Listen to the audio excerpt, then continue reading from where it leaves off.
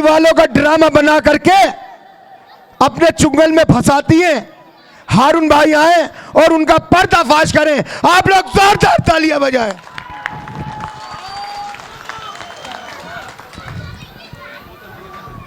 यहां पर आए हुए मेरे बुजुर्गों, मेरे भाइयों, मेरी बहनों और नौजवान साथियों और मंच पे बैठे हुए तमाम सम्मानित कांग्रेस पार्टी के लीडरान, क्योंकि नाम लेंगे तो बहुत समय लगेगा, मैं सम्मानित मंच को संबोधित करते हुए आपको चंद बातें कहना चाहता हूं। मुझसे पहले बहुत तफसील से नबी करीम के क्या हालात हैं, आप किन मुश्किलों से गुजर रहे हैं, इन तमाम चीज़ों पे बड़ी विस्तार से चर्चा हुई है।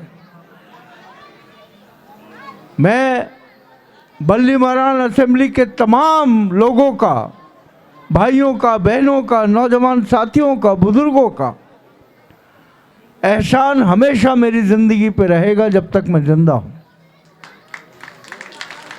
5 मर्तबा एक ही कांग्रेस पार्टी के झंडे के नीचे मुझको जिता के यहाँ से भेजा है।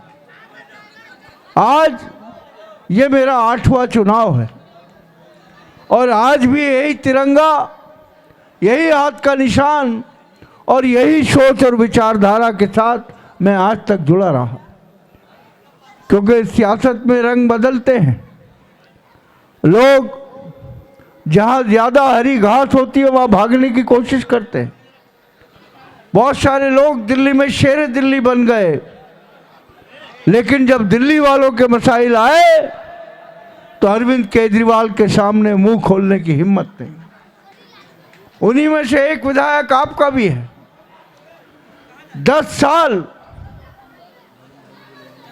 वो आपकी विधायकी करते रहे और आपको मालूम है 1 साल में 10 करोड़ रुपए एमएलए फंड मिलता है, तो 10 साल में कितने मिले?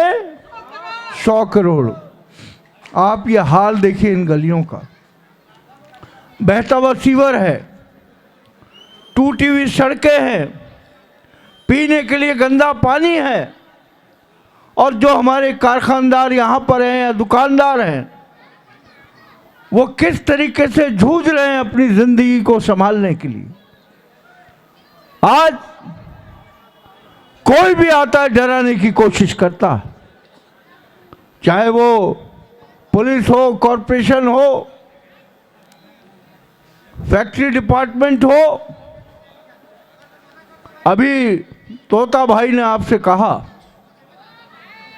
जो आपका विधायक है जब काम हो जाता है तो वो कहता है मैंने कराया, और जब लोग मशीनें सर पे लेके यहाँ से जा रहे थे बेबसी के आलम में, उस वक्त कांग्रेस आपके साथ खड़ी थी। ये तमाम लोग जो मंच पे हैं, सामने हैं, सब साथ खड़े थे और यहाँ सीलिंग बंद कराई थी। और बहुत सारे लोग जो उस समय गए होंगे,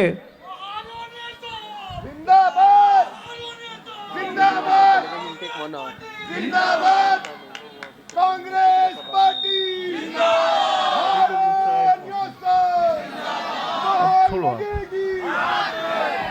तो जिस तरीके से जो लोग छोटे छोटे कारोबार यहाँ करते हैं उनको डराने की कोशिश की जाती है, और आपके विधायक साहब तो इतने शक्तिशाली हैं कि एक फौज साथ लेके चलते हैं। मैं जानता हूँ बहुत सारे लोगों को डराने की कोशिश की गई यहाँ पर, लेकिन आज का ये मजमुआ, आज आप लोग जितनी तादाद में यहाँ आए हो, ये उन धमकियों का जवाब है जो आवाज़ खामोश करने की बात करते थे। और मैं आपको ये बात यकीन से कह सकता हूँ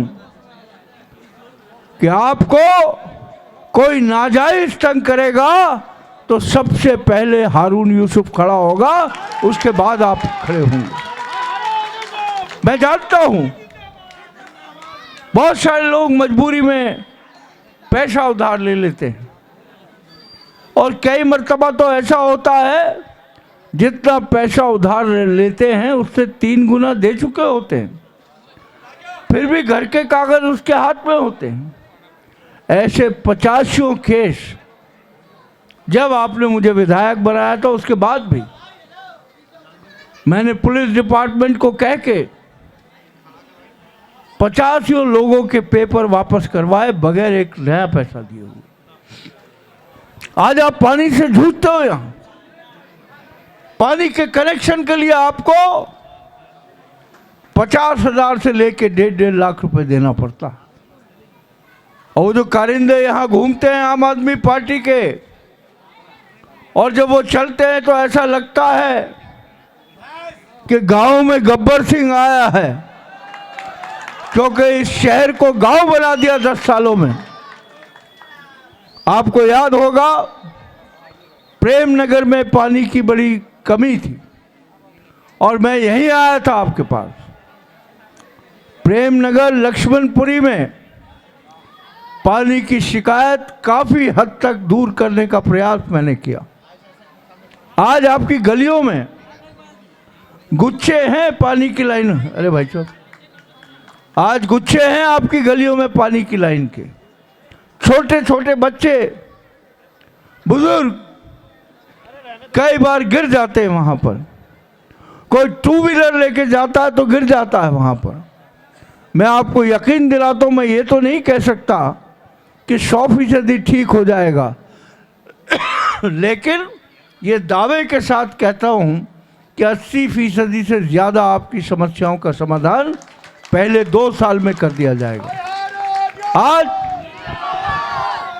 मुझे एक अजीब बात पता चली कि गलियों के सीवर, बहता हुआ पानी जो हमारे दुकानदार भाई हैं या कारखाने जिनके हैं, वो इसलिए किया जा रहा है कि एक पूरा गिरोह है, एक पूरा गैंग है जो आपकी ज़मीनें हथियाने के चक्कर में यहाँ घूमता रहता है। और वो सोचते हैं कि ये तंग आके घर छोड़ के चले जाएंगे या दुकान छोड़ के चले जाएंगे। मैं आपको विश्वास दिलाता हूँ, इन तमाम चीज़ों से राहत दिलाने में जितनी अल्लाह ताला ने मुझ में ताकत और सलाहियत दी है, उस ताकत का मैं भरपूर इस्तेमाल करूँगा। आज दिल्ली का वातावरण और देश का वातावरण जो हो गया है, हम ऐसे इलाके में रहते हैं कि 2 घर में हिंदू भाई रहते हैं और 2 घर के अंदर मुसलमान भाई रहते हैं।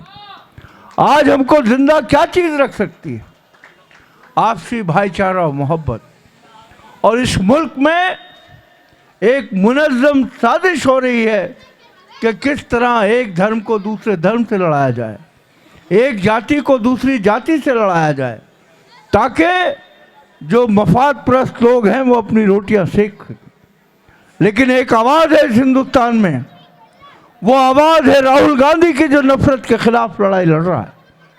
वो आवाज़ राहुल गांधी की जो 4000 किलोमीटर कन्याकुमारी से कश्मीर इसलिए चला कि लोग किस दिक्कत और परेशानी में।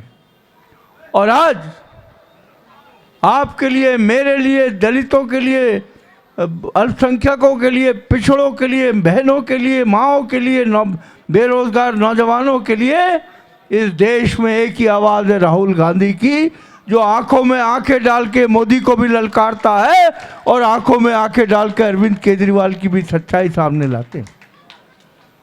ये वो दिल्ली है जिसको हमने 15 साल में सजाया और संवारा था। हमारी नेता शीला दीक्षित, जिन्होंने एक ऐसे शहर का निर्माण किया था कि बाहर से जब लोग आते थे तो वो ये पूछते थे ये दिल्ली कैसे इतनी तेजी से बदल गई। और 10 सालों में आम आदमी पार्टी की सरकार ना तो सड़कों को ठीक रख पाई, ना गलियों को ठीक रख पाई, ना तालीम को ठीक कर पाई, ना स्वास्थ्य को ठीक कर पाई।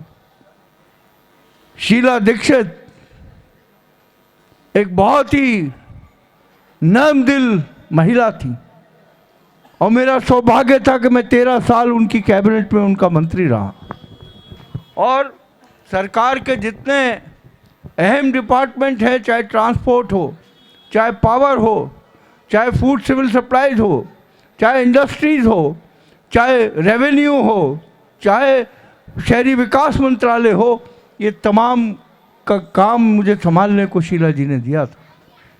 और ये जो आज अरविंद केजरीवाल गुनूदगी में बोलते हैं कि हमने दिल्ली को 24 घंटे पावर दी, बहुत सारे लोग बैठे हैं जिन्होंने शीला दीक्षित जी का दौर देखा था, जब दिल्ली के अंदर 72 घंटे लाइट नहीं आती थी। भारतीय जनता पार्टी की सरकार थी और मैं पहली मर्तबा दिल्ली विधानसभा में 1993 में जीत कर गया था। उस वक्त जो विधायक थे हमारे, वो दहाड़े मार मार के बीजेपी के रोते थे और मदन लाल खुराना जी को कहते थे कि मैं घर नहीं घुस सकता क्योंकि एक हुजूम, एक भीड़ मेरे घर के बाहर खड़ी रहती।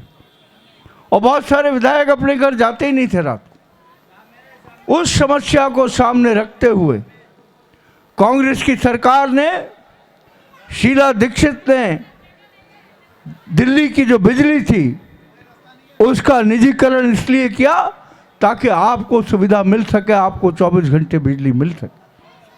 अगर जो लोग 2002-2003 की दिल्ली में आए होंगे तो उन्हें याद होगा, हर दुकान पे एक छोटा जनरेटर लगा रहता था जिसमें इतना धुआं निकलता था कि सांस लेना दूभर हो जाता था।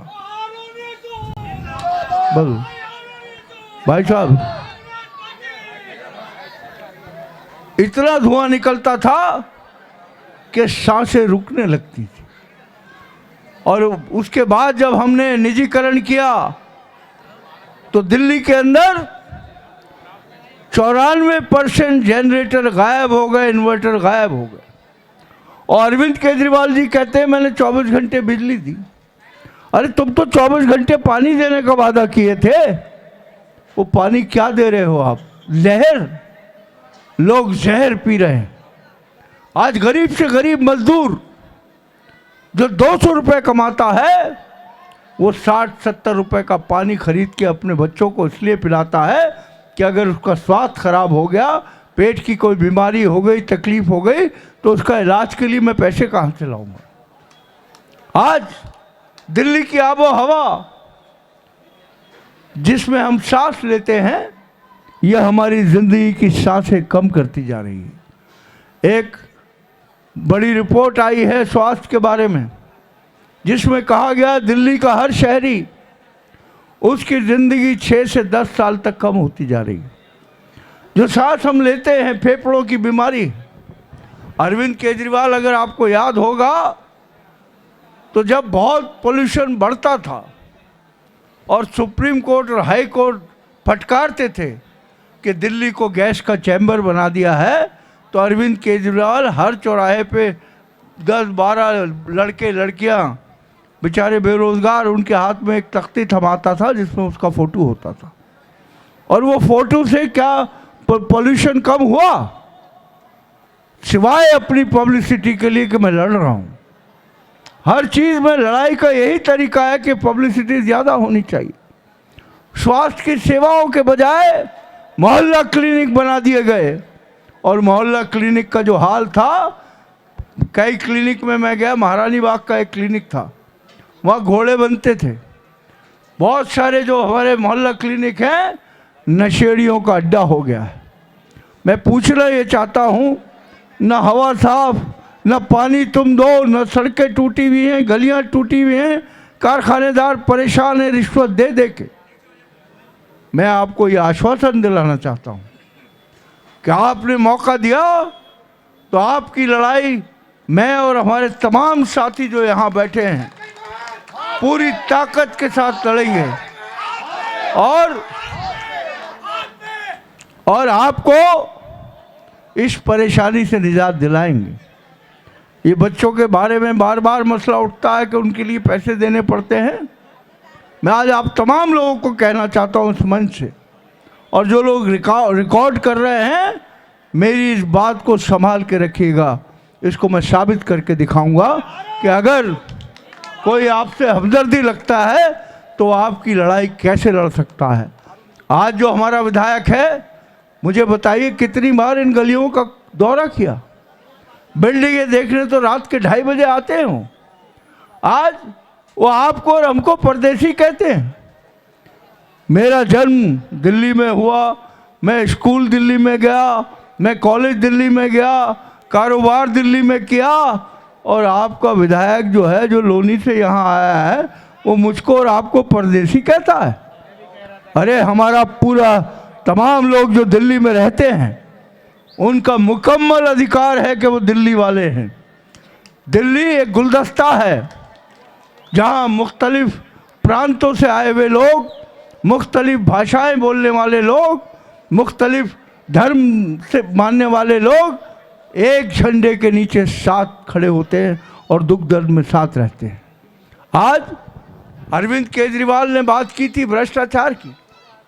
आपको याद होगा जब वो सरकार में आए तो पहले तो उन्होंने कसम खाई थी कि हम जो है किसी का साथ नहीं लेंगे, और उसके बाद झोली फैलाते हुए कांग्रेस को कहा कि मैं ये वादे कर रहा हूँ, 70 वादे भी निकाल के आपको भेजूंगा कि ये 70 वादे मैं पूरे करूंगा, आप मुझे एक बार मुख्यमंत्री बना दो। कांग्रेस ने समर्थन दिया, और वो सबसे बड़ी गलती थी हमारी। एक ऐसे शख्स को समर्थन दिया जो भ्रष्टाचार की तरफदारी करने का एक्सपर्ट बन गया था। उसको रोना भी आता है, उसको मुसीबत ज़दा भी बनना आता है, वो अपने मफलर डाल के तबीयत खराब होने के नाटक भी करता है। और आपने देखा होगा हर वादा इतने प्लेन तरीके से करता है। अभी हमारी बहनों को लाइन में लगा दिया, बोला 2100 रुपये देंगे। हमारी बहनें दफ्तरों के चक्कर काट रही हैं, पसीने में, धूप में, गर्मी में, सर्दी में फॉर्म भरती फिर रही थी, जबकि दिल्ली की कैबिनेट ने केवल 1000 रुपये पास किए थे। अरविंद केजरीवाल कहते हैं कि अगर तुमने मुझे जिता दिया तो मैं आपको 2100 रुपये दूंगा। ये सौदेबाजी है हमारी बहनों और माओं के साथ। तुम खुलेआम सौदेबाजी वाली भाषा, क्योंकि यही काम अरविंद केजरीवाल ने सारी ज़िंदगी किया है, चाहे वो नौकरी कर रहे थे या वो अपनी एक NGO चला रहे थे परिवर्तन, हर जगह इसी तरह के काम अरविंद केजरीवाल ने किए हैं। और आज केजरीवाल के चेहरे से नकाब उतरता जा रहा है। जिस तरीके से भारतीय जनता पार्टी के चेहरे से नकाब उतर रहा है, इसी तरीके से अरविंद केजरीवाल के से भी नकाब उतर रहा है। आपने देखा होगा शराब घोटाला होता है दिल्ली में, 2000 करोड़ रुपए का घोटाला कर जाते हैं, शीश महल बनवा लेते हैं। ये वो व्यक्ति है जो दिल्ली में जब आया था तो कहता था ना गाड़ी चाहिए, ना लाल बत्ती चाहिए, ना सिक्योरिटी चाहिए, 2-3 कमरों के मकान में रहूँगा। आज 16 कमरों वाला शीश महल बना के बैठ गए। दिल्ली में जब लोग कोविड से तरस रहे थे, मर रहे थे, उस समय अरविंद केजरीवाल का महल तैयार हो रहा था। दिल्ली में ऑक्सीजन के लिए लोग जिस तरीके से घूम रहे थे अपने रिश्तेदारों के लिए, आप सब ने उस दौर को भी देखा है। जिस तरीके से हमारे लोग जो दूसरे देश के प्रांतों से यहाँ आए, चाहे यूपी हो, बिहार हो, झारखंड हो, उत्तराखंड हो, नेपाल से लगता हुआ बॉर्डर हो, वो किस तरीके से, किस हालत में दिल्ली छोड़ के यहाँ से गए थे कि पैरों से खून टपक रहा था और सांसें ली नहीं जा रही थी। 1500 किलोमीटर सफ़र करके वो वापस घर गए थे। और उसी दौरान अरविंद केजरीवाल ने एक नया शगुफा छेड़ दिया, क्योंकि RSS के आकाओं को खुश करना था। अरविंद केजरीवाल ने कहा ये सारा कोविड जो है वो मरकज से फैल रहा है, निजामुद्दीन में जो मरकज है वो जिम्मेदार है दिल्ली में कोविड का। और अरविंद केजरीवाल ने कहा कि मौलाना साद पे फौरन FIR दर्ज होनी चाहिए, याद होगा आपको। और फिर अखबार और टेलीविज़न में लिखा हुआ आता था कि दिल्ली में कोविड के इतने केस, मरकज़ के इतने केस। ये उसकी जहनियत दर्शाती है। जो हम कहते हैं कि बीजेपी और आम आदमी पार्टी एक ही सिक्के के दो रुख हैं। आपने देखा होगा अभी ईदगाह जो आपके बिल्कुल नज़दीक है, आप भी जाते होंगे नमाज पढ़ने के। ये मंत्री से सवाल पूछिए, ये विधायक से सवाल पूछिए, ये कौन सी कुंभकर्ण की नींद सो रहा था जब डीडीए के बोर्ड ईदगाह पे लगाए जा रहे थे? कहाँ था वो?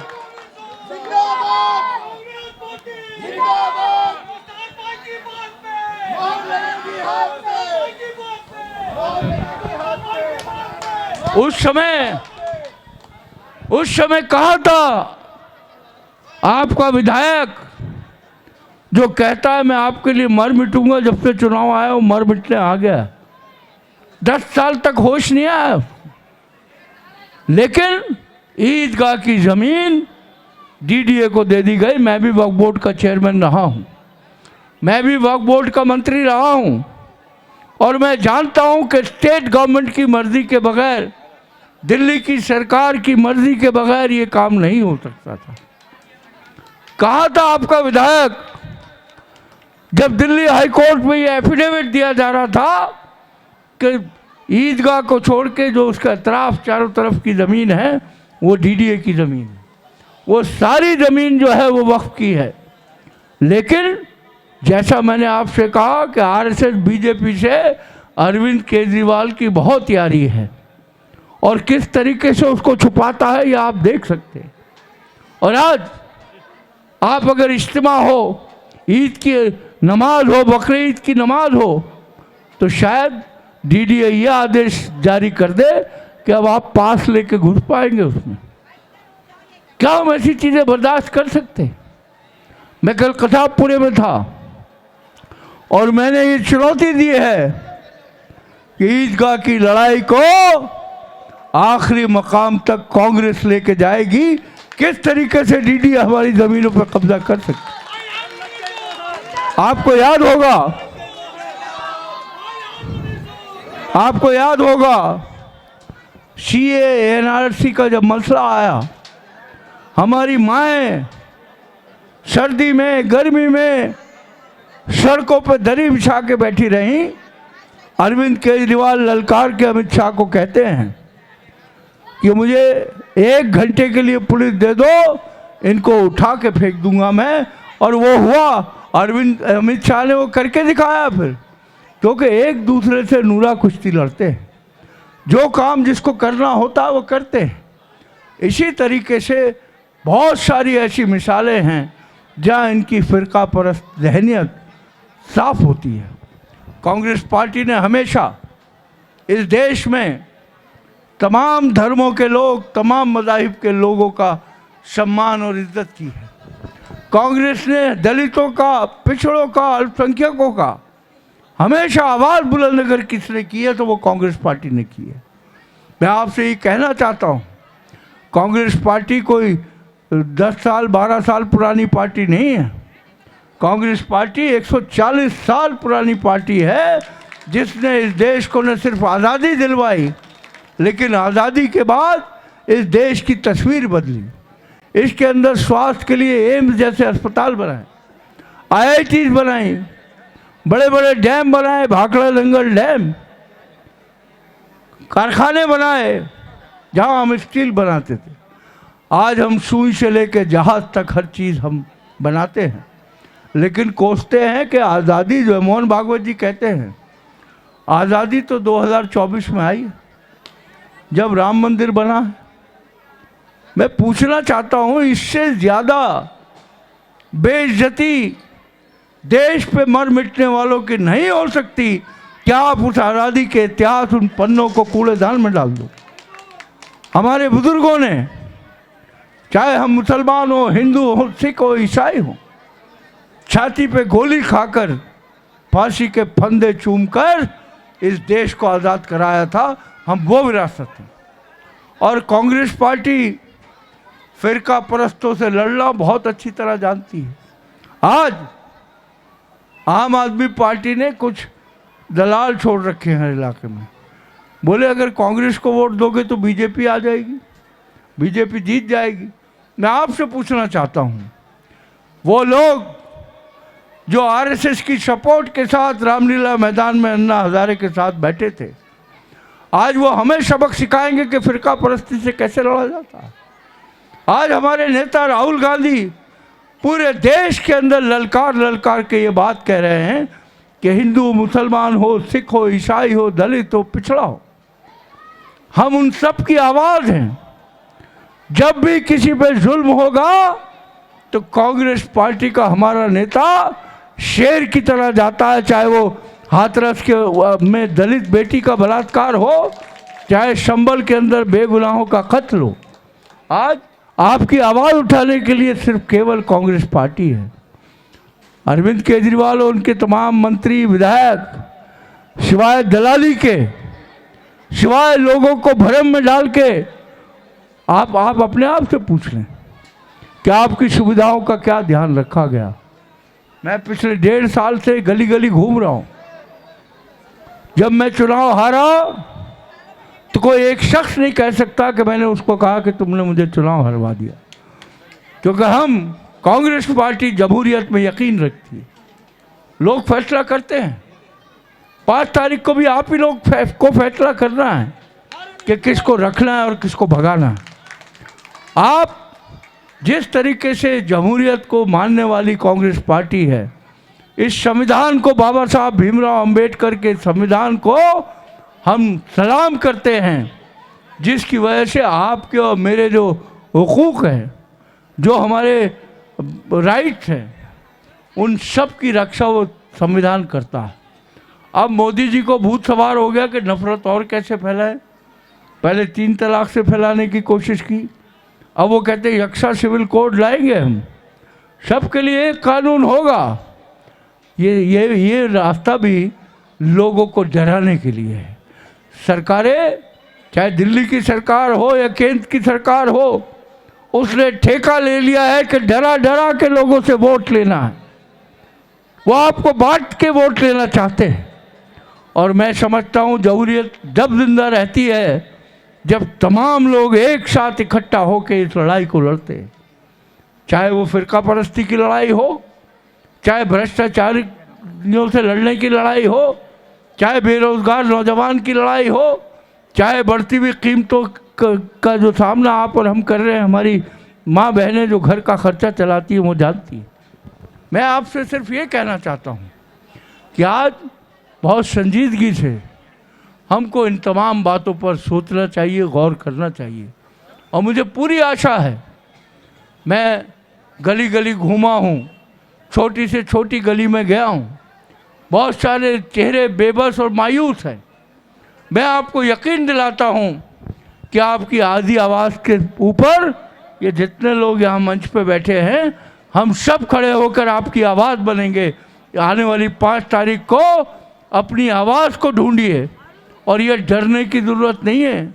ये गीदड़ फपकियाँ देने वाले दोनों लोग हैं, चाहे राष्ट्रीय सेवक संघ हो, चाहे आम आदमी पार्टी। मुझे पता चला है कुछ कारखानदारों के यहाँ धमकी देने भी गए लोग।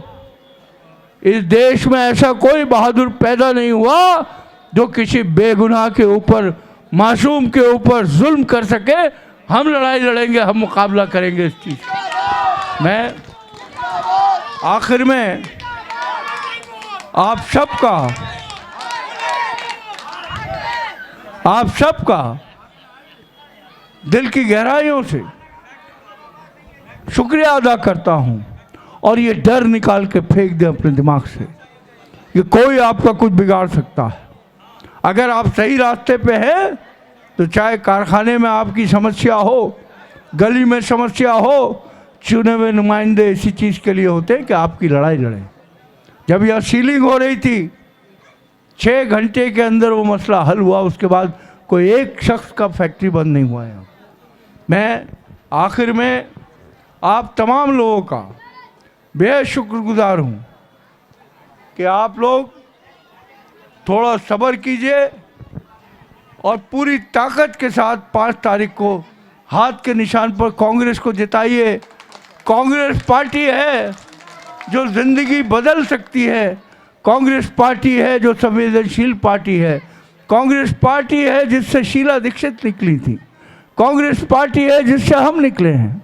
आज कांग्रेस को मजबूत करने की ज़रूरत है, उस आवाज़ को मजबूत करने की ज़रूरत है जो पार्लियामेंट से लेकर सड़कों तक ललकार कर बात करते हैं कि हिंदुस्तान के लोगों को छू नहीं सकते। फ़लस्तीन आपको याद होगा, गाज़ा में जिस तरीके से बेगुनाहों का कत्लेआम हुआ, कोई आवाज़ नहीं उठाया, जबकि हिंदुस्तान की पॉलिसी रही कि हम हमेशा फ़लस्तीन के साथ रहेंगे, चाहे कांग्रेस की गवर्नमेंट रही हो या वाजपेयी जी की रही हो। लेकिन आपने देखा होगा एक लफ्ज़ नहीं निकला। लेकिन प्रियंका गांधी एक बैग टांग के जाती है पार्लियामेंट में जिस पे फ़लस्तीन लिखा होता है और वो पिक्चर पूरी दुनिया में वायरल होती है। ये कांग्रेस पार्टी है जो हम सब के लिए लड़ती है। मैं अपने तमाम साथियों का दिल की गहराइयों से शुक्रिया अदा करता हूँ, जिस हिम्मत और ताकत के साथ हम सब ये लड़ाई लड़ रहे हैं। और आप सब जब हमारे साथ हैं तो मैं समझता हूँ कोई भी लड़ाई ऐसी नहीं है जिसको जीता ना जा सके, जहाँ फतह ना पाई जा सके। इन्हीं अल्फाजों के साथ बहुत बहुत शुक्रिया। जय हिंद।